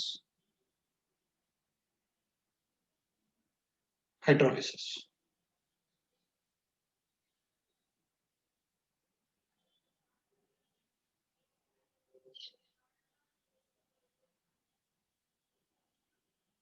Hydrolysis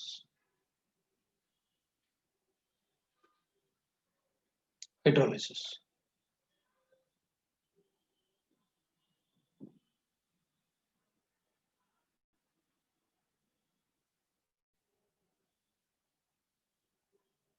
the chemical reaction of water molecule with cations and anions, the chemical reaction of water molecule with cations and anions, with cations and anions, with cations and anions, और bracket में लिखो strong conjugated acid and strong conjugated base, the chemical reaction of water molecule with cations and anions,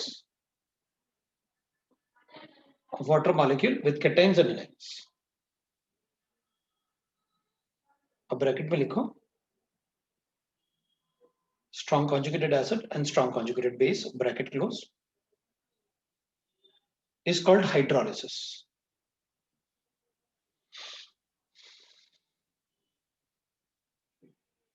Is called hydrolysis.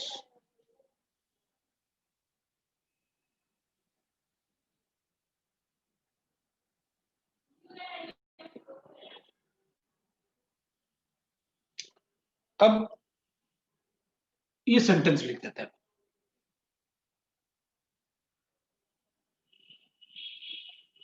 अभी sentence लिख देते हैं। Only strong conjugated acid and strong conjugated bases. Only strong conjugated acid and strong conjugated bases can show hydrolysis. Only strong conjugated acid and strong conjugated base can show hydrolysis.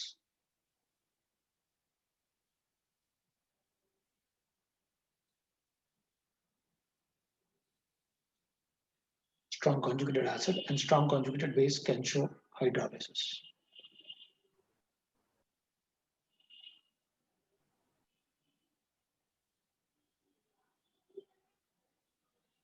Right?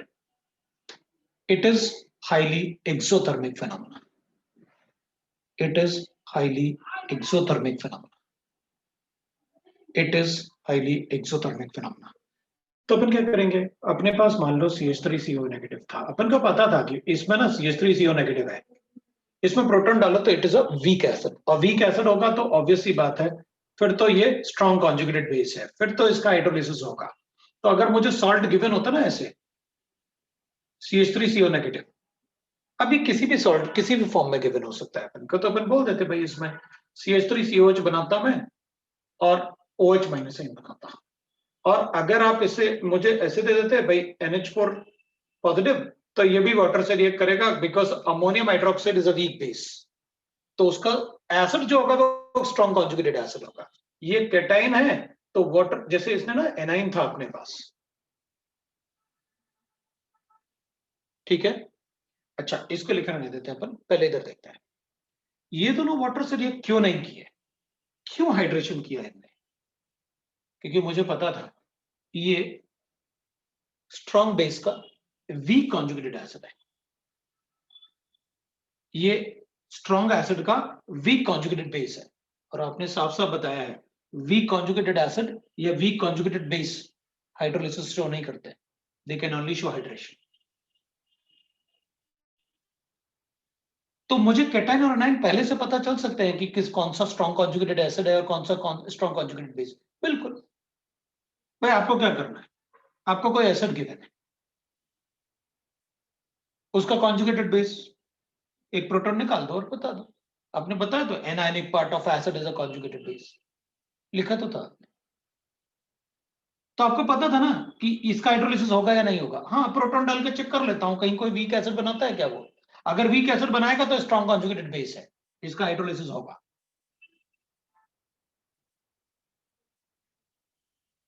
पहले से पता है ना अपन को, कोई problem नहीं। अगर मेरे पास कोई वीक बेस है, अमोनियम हाइड्रोक्साइड है, it's a weak base, we know that. अगर मेरे पास मैग्नीशियम आयन लिखा हुआ है तो मैं कहूंगा इसका हाइड्रोलिसिस होगा मैग्नीशियम 2+ आयन का, व्हाई इट इज सो। उसमें OH डाल के देख लेता हूं ना, वीक एसिड या वीक बेस है या स्ट्रॉन्ग बेस है। Magnesium hydroxide it's a weak base, मुझे कैसे पता है ये वीक बेस है। हाँ तो पहले ही बता दिया ना आपने कि स्ट्रॉन्ग बेस कौन से होते हैं, बाकी सब बेस वीक वीक, तो हाइड्रोलिसिस होगा इसका।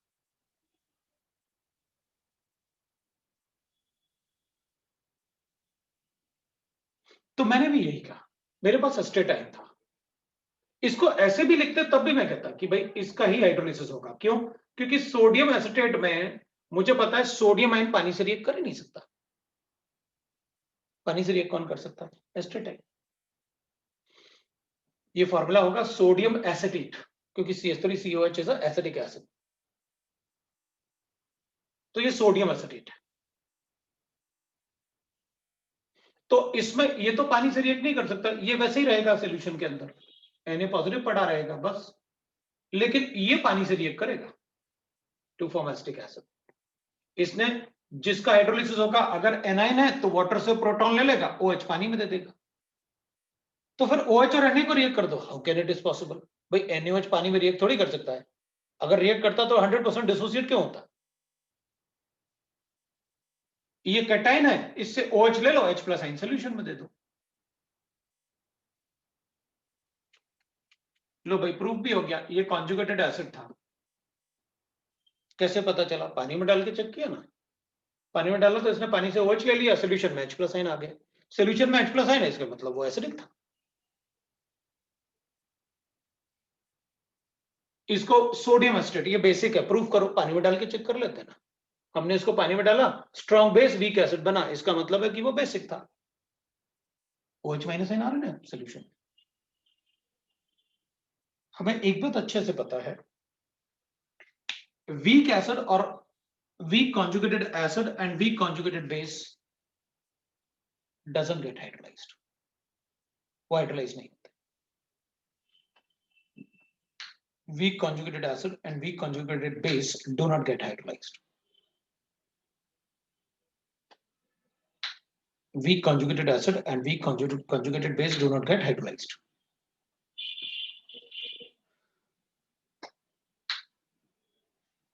Right? मैं इसको हटा देता हूं।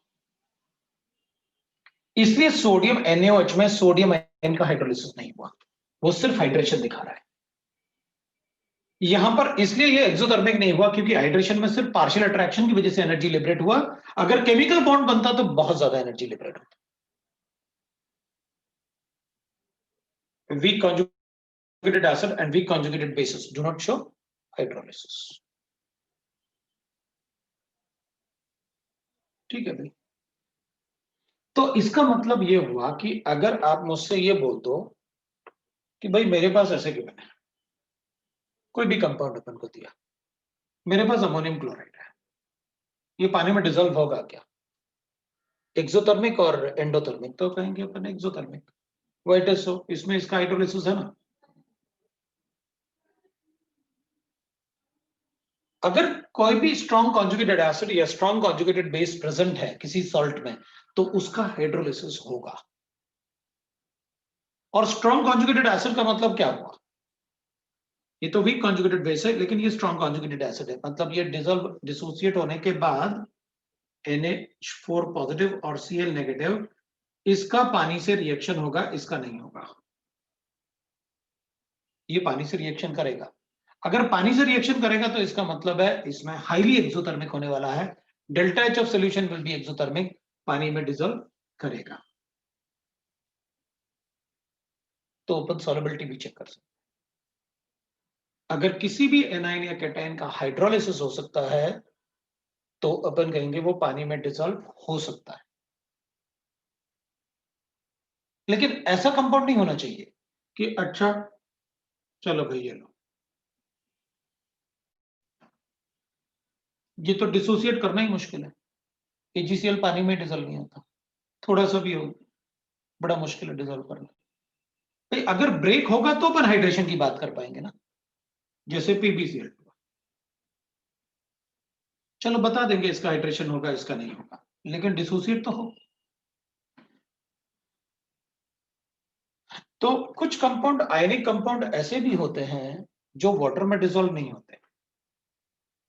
कुछ आयनिक कंपाउंड ऐसे भी होते हैं जो वाटर में डिसॉल्व नहीं होंगे। रीजन होता है, अगर कोई आयनिक कंपाउंड लिखा हुआ है ना और अपन से पूछा जाए एक्सप्लेन करो कि ये आयनिक कंपाउंड है लेकिन वाटर में डिसॉल्व नहीं होता है, तो उसका एक ही रीजन हो सकता है,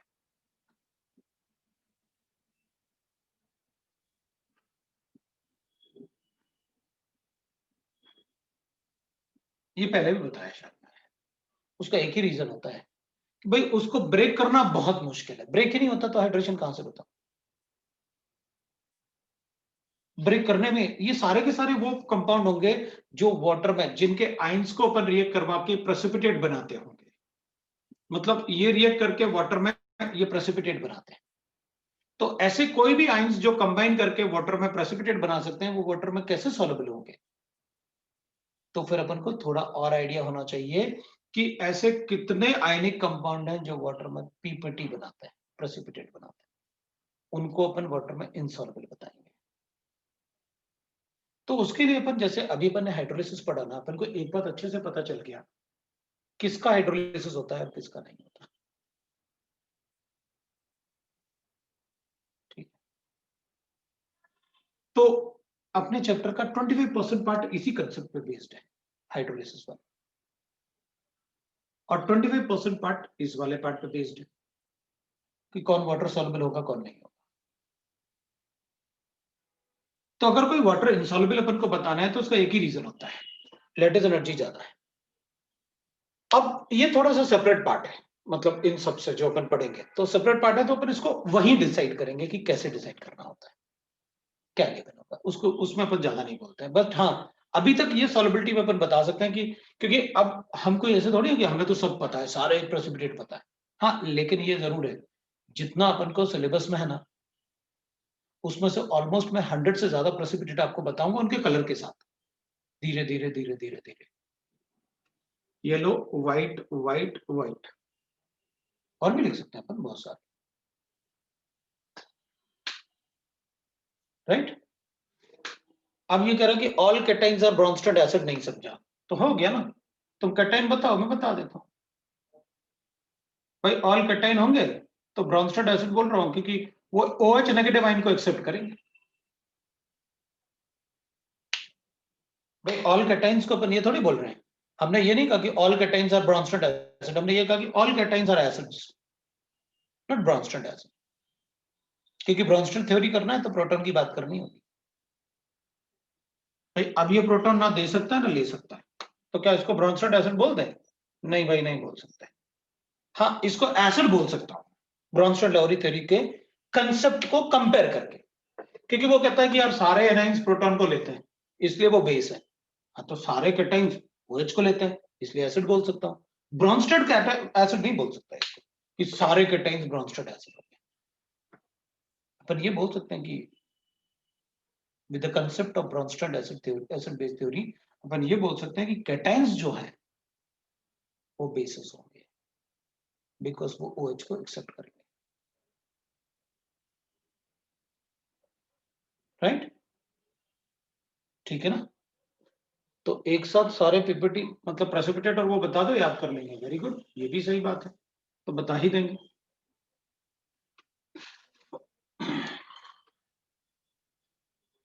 तो ये तो था अपना हाइड्रेशन वाला पार्ट, कि हाइड्रोलिसिस और हाइड्रेशन, मतलब सारे कैटाइन ब्रोंस्टेड एसिड नहीं है, नहीं ऐसे कैसे हो सकते हैं पर, नहीं कैटाइन की तो अपन ऐसा बोल ही नहीं सकते कि कैटाइन जो है ब्रोंस्टेड एसिड है। तो कैटाइन को ब्रोंस्टेड एसिड क्यों बोलेंगे? क्योंकि ब्रोंस्टेड का मतलब है आपको ये बताना पड़ेगा कि क्या ये प्रोटॉन देता है, नहीं, क्या ये प्रोटॉन लेता है, नहीं, तो फिर कैसे होगा? ना प्रोटॉन ले सकता है ना प्रोटॉन दे सकता है, तो आप प्रोटॉन थ्योरी बोल रहे थे ना, तो कोई भी कैटाइन को नहीं बोलूंगा मैं तो। अगर कोई कैटाइन प्रोटॉन दे सकता है और प्रोटॉन ले सकता है तो मैं बोलूंगा वो।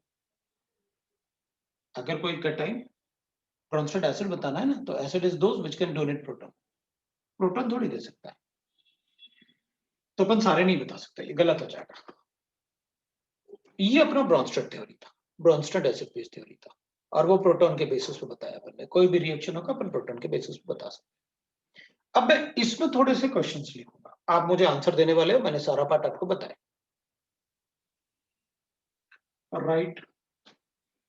Conjugated acid and base,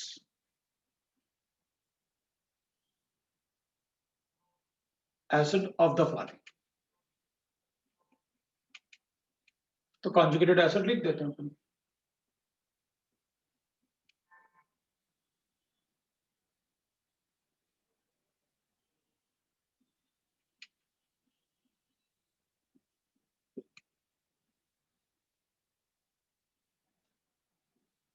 write the conjugated base of,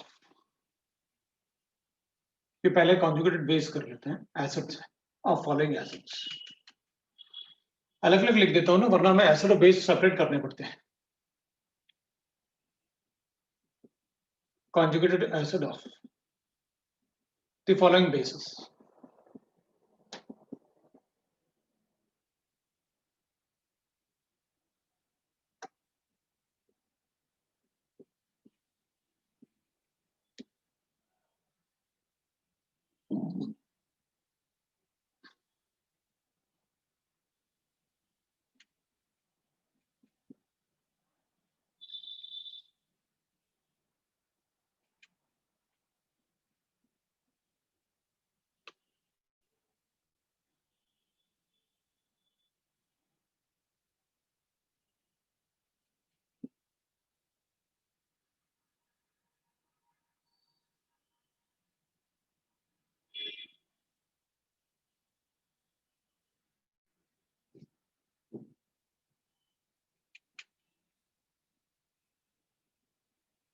write the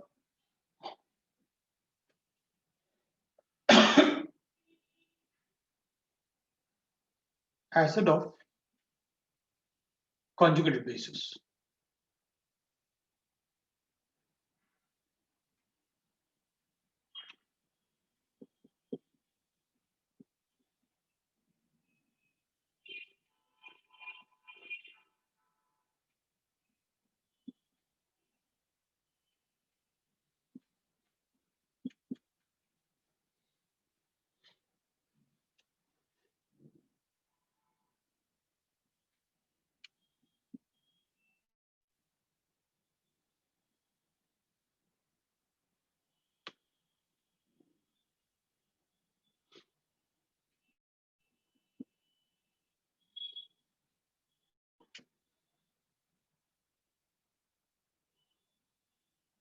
Write the conjugated acid base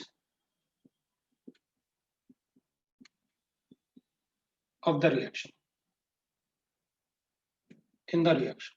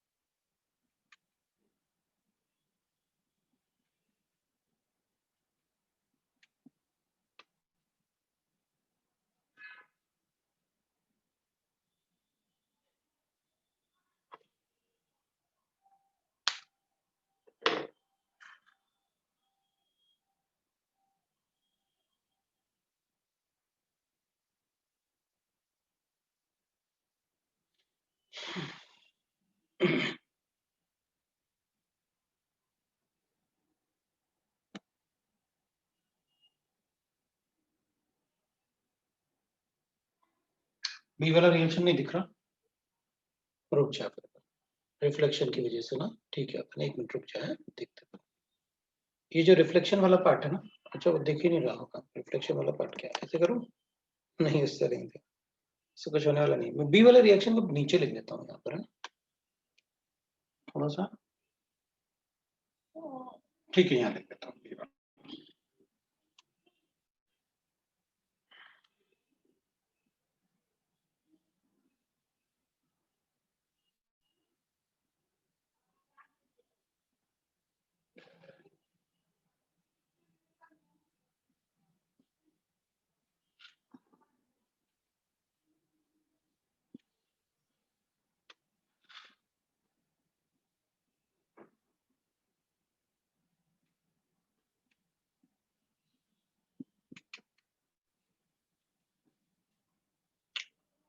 सी वाला तो दिख रहा होगा,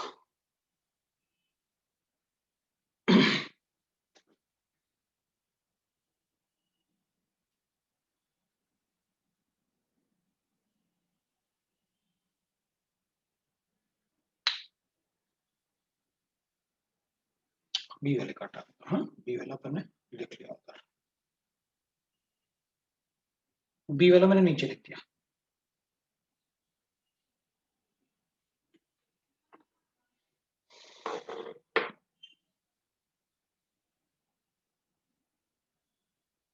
तो इसमें आप आराम से क्वेश्चन सॉल्व कर लो, क्योंकि ये अपने लिए काफी इंपॉर्टेंट होगा। सॉल्व करो।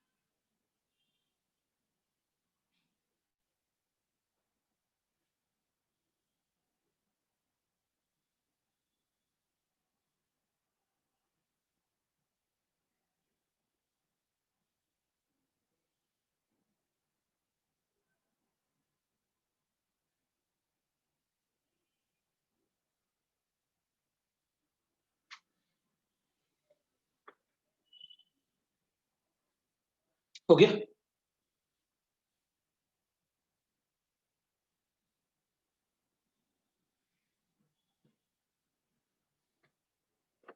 चलो शुरू कर ले, है ना। देखते हैं ऊपर वाले में। ठीक, कॉन्जुगेटेड बेस पहले अपन ना रिएक्शन को ही कर देते हैं, इसमें ज्यादा डिस्कशन नहीं होगा, राइट ना। ये प्रोटॉन दे रहा है, यहाँ दिख रहा है हमको कि HF ने प्रोटॉन दिया, तो ये एसिड है, ये बेस है। एसिड है तो ये कॉन्जुगेटेड बेस है, और ये कॉन्जुगेटेड एसिड है, ये बेस है, ये एसिड है। तो ये एनाइन हमेशा कॉन्जुगेटेड बेस होगा, तो ये कॉन्जुगेटेड एसिड होगा, कैटाइन हमेशा। कैटाइनिक पार्ट हमेशा कॉन्जुगेटेड एसिड होगा।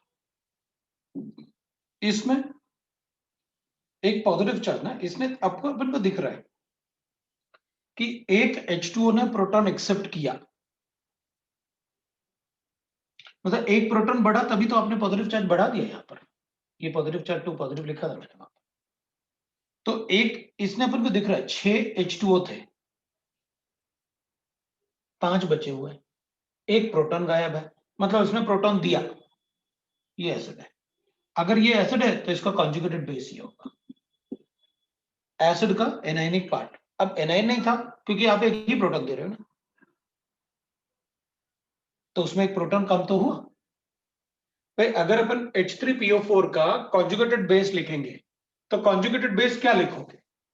PO4 3 नेगेटिव थोड़ी लिखोगे। H3PO4 का कॉन्जुगेटेड बेस H2PO4 माइनस होगा बस। एक प्रोटॉन देने के बाद जो एनाइन बनता है that is called conjugated base. तो इसका कॉन्जुगेटेड बेस, इसका कॉन्जुगेटेड बेस आप ये लिखोगे, ये इसका कॉन्जुगेटेड बेस है, ये इसका कॉन्जुगेटेड बेस है। ऐसे नहीं होता कि सारे प्रोटॉन निकाल दो जो एनाइन बनेगा वही कॉन्जुगेटेड बेस होगा, वो गलत हो जाएगा। इसका कॉन्जुगेटेड बेस ये है, इसका कॉन्जुगेटेड बेस ये है। अब बाकी नहीं लिख रहा मैं, बस ये कॉन्जुगेटेड बेस है। तो अपन ने इससे एक प्रोटॉन निकाला तो ये एसिड था तो ये कॉन्जुगेटेड बेस है, और ये बेस था तो क्योंकि इसने प्रोटॉन को एक्सेप्ट किया। एक्सेप्ट किया क्यों? 4 H2 थे, अब एक H+ आइन और बढ़ गया, ये कॉन्जुगेटेड बेस, कॉन्जुगेटेड एसिड है, वो कॉन्जुगेटेड बेस था और ये बेस था। बेस क्यों? इसने प्रोटॉन को एक्सेप्ट किया, तो जो प्रोटॉन को एक्सेप्ट करेगा वो बेस है। ठीक है, ये पता चल गया। अब इसमें राइट द कॉन्जुगेटेड बेसिस, तो इसका तो H3PO4 माइनस, इसका HS माइनस, इसका HSO3 माइनस, और इसके लिए Br negative.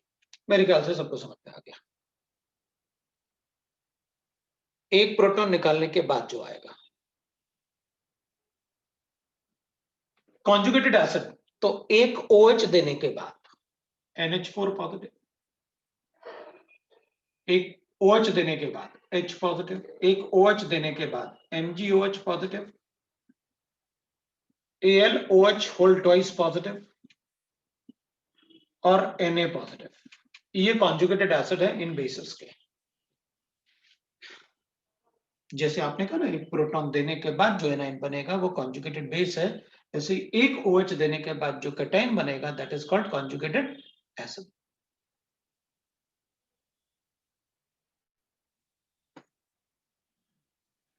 Right the acid of conjugated basis. हाँ, तो एक प्रोटॉन डाल के बता दो भाई। आप कहते हो कि HCl का कॉन्जुगेटेड बेस ये है, तो ये किस एसिड का कॉन्जुगेटेड बेस है?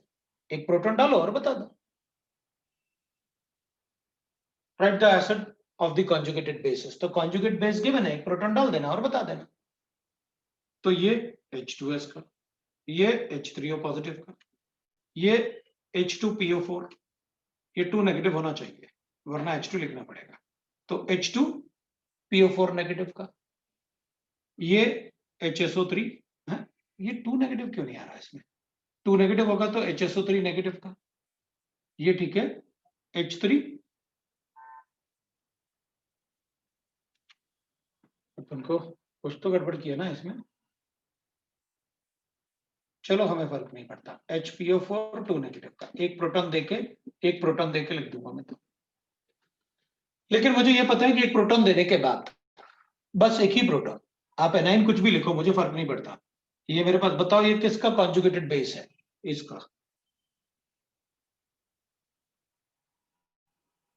कोई भी मुझे मॉलिक्यूल दे दो, वो किसका कॉन्जुगेटेड बेस है, एक प्रोटॉन डाल के बता दूंगा ये उसका कॉन्जुगेटेड बेस है। That is how we can right.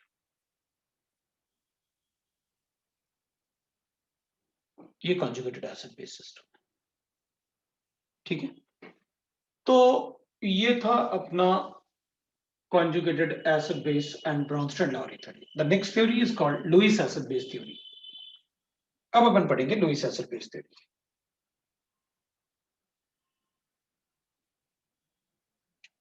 Base theory, it is also called electron theory. अपन लुईस एसिड बेस थ्योरी को इलेक्ट्रॉन थ्योरी भी बोलते हैं। It is also called electron theory, it is also called electron theory, है ना।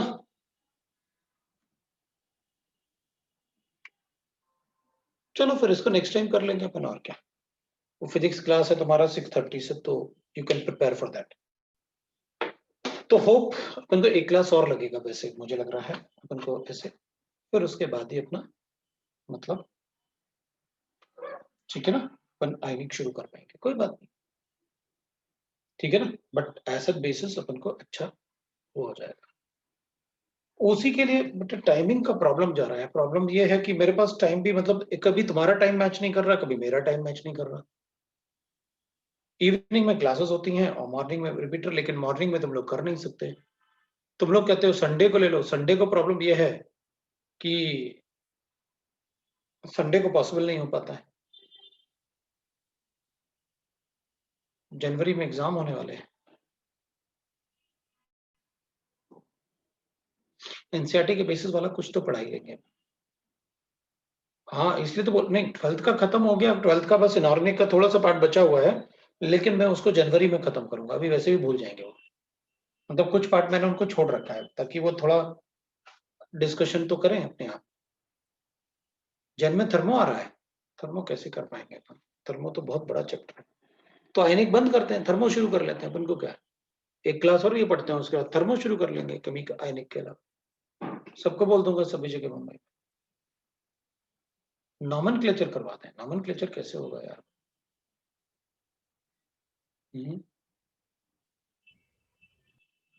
आयनिक भी आ रहा है, तो फिर कैसे हो पाएगा। स्कूल में क्लासेस नहीं हुए क्या बिल्कुल भी, रिकॉर्डिंग स्टॉप कर लो।